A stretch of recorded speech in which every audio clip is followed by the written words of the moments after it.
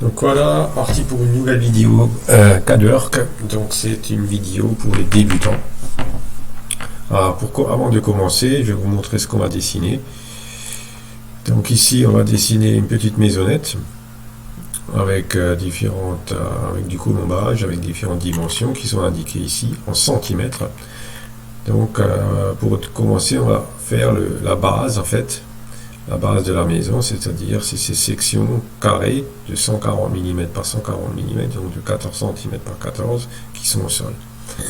Alors pour ce faire, on va aller dans le 3D, et pour commencer, on va déjà changer les unités, puisque à la base, si vous regardez en haut à droite, vous avez les unités qui sont en millimètres. Donc on va changer, on va mettre les unités en centimètres.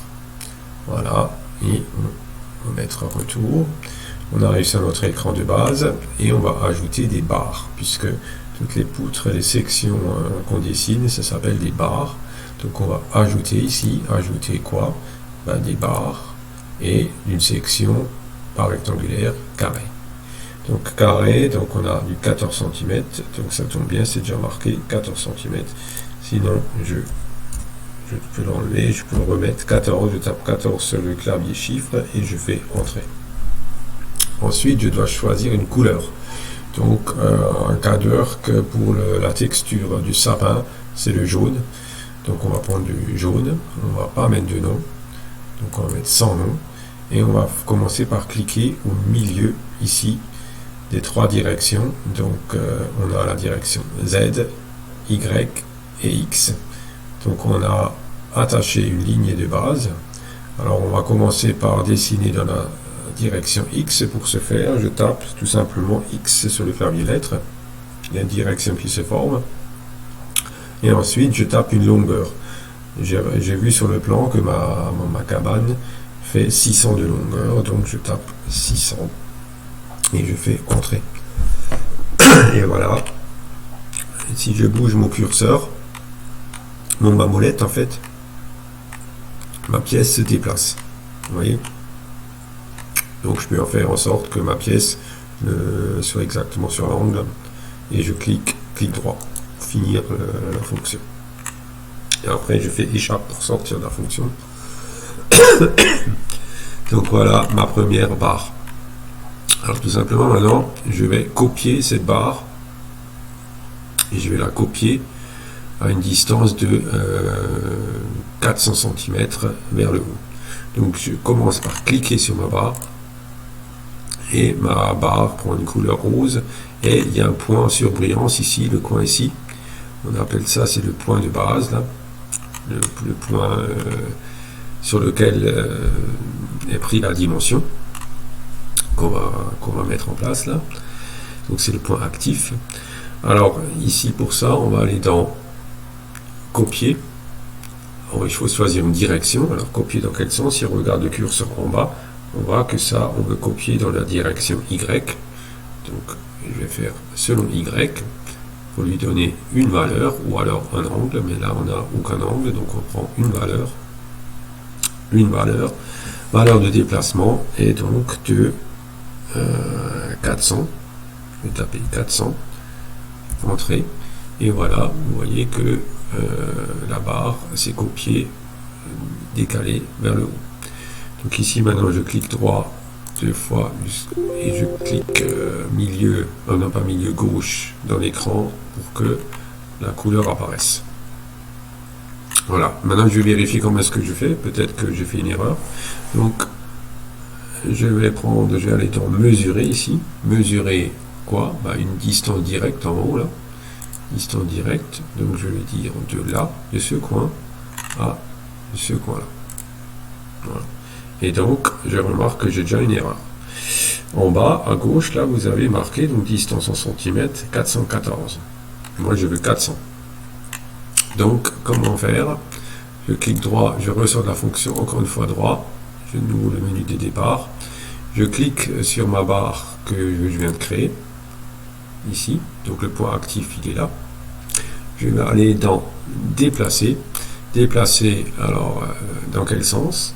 Dans le sens Y de nouveau. et par une valeur, mais cette fois je vais faire une valeur négative, c'est-à-dire je vais faire moins 14. Donc je tape sur le clavier chiffre, moins 14, entrée. Et ma section s'est déplacée de 14 cm. Je vais revérifier, donc je vais aller de nouveau dans mesurer, distance directe, et je clique ici, et ici, et voilà, et je peux lire en bas que la distance en centimètres est bien de 400 cm. Donc je reviens, je ressors de la fonction, donc clic droit, clic droit, clic droit, voilà. Maintenant je vais créer les abouts de chaque côté, donc les sections qui sont ici. Donc tout simplement je vais de nouveau aller dans ajouter, barre, alors une barre, elle est carrée. La section de 14 cm, il a encore en mémoire, donc je suis d'accord, je tape tout simplement entrée, et je vais dans le jaune, allez, sans nom, et je vais tout simplement lui montrer des points. Donc il y a une arête ou 2 points qu'il me demande, donc moi je lui donne 2 points, donc de ce point à ce point. Donc la section s'est formée. Donc tout simplement avec la roulette au milieu, je tourne. Et je m'aperçois que la pièce, elle bouge. Et quand elle s'est mise en position de cette manière-là, donc elle chevauche les parties longues, je clique tout simplement droit et je valide mon déplacement. Ok. Et ensuite, maintenant, je clique de nouveau ma pièce. Là, j'ai oublié de sortir de la fonction. Donc je clique droit, je sors du menu et je clique, donc encore une fois droit, je clique ma pièce et je tape sup et donc je l'ai effacé. Donc là je clique de nouveau ma pièce que je viens de créer, donc clique, j'ai le point actif ici et je fais tout simplement, alors non, là le point actif il est du mauvais côté parce que je vais le prendre de ce point actif, je vais le coller de l'autre côté. De ce fait, si je le colle comme ça, il va avoir 14 cm de trou. Donc je mets le point actif. Voilà, je clique ici, le point actif, il faut qu'il soit de ce côté. Donc si je clique ici, comme je vais faire avant, c'est l'autre poutre qui se met en surbrillance, et moi je veux celle-là, donc je clique de ce côté, et mon point actif, il est bien au bon endroit. Donc maintenant, je vais tout simplement déplacer. Alors, déplacer, on peut faire tout simplement jusqu'au point, et on prend de ce point, et je vais montrer un autre point de l'autre côté, ben, je vais montrer juste ce coin-là, tac, et voilà, je clique droit, je sors de la fonction, je clique dans le vide, clic gauche, et je suis sorti de la fonction. Alors là, j'ai fait une erreur, j'ai fait déplacer au lieu de copier. Ce n'est pas grave, je vais reprendre donc ma pièce ici, je clique bien ici, mon point, bon, on ne le voit pas maintenant, il est en surbrillance là, donc je vais aller dans copier, alors de nouveau jusqu'au point, et vous voyez là le curseur, enfin, il s'est rattaché au bon point, et je vais aller sur l'angle ici, clac, et j'ai ma pièce. Donc là j'ai le même problème que j'ai expliqué avant, faut que je déplace de nouveau, donc je le prends ici, déplacer, déplacer, attendez, il y a un problème, déplacer jusqu'au point, et je montre le point ici, et voilà. Et là je suis bon. Ok.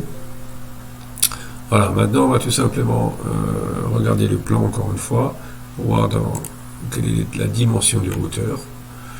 Donc ici, est-ce que j'ai une dimension de hauteur? Non.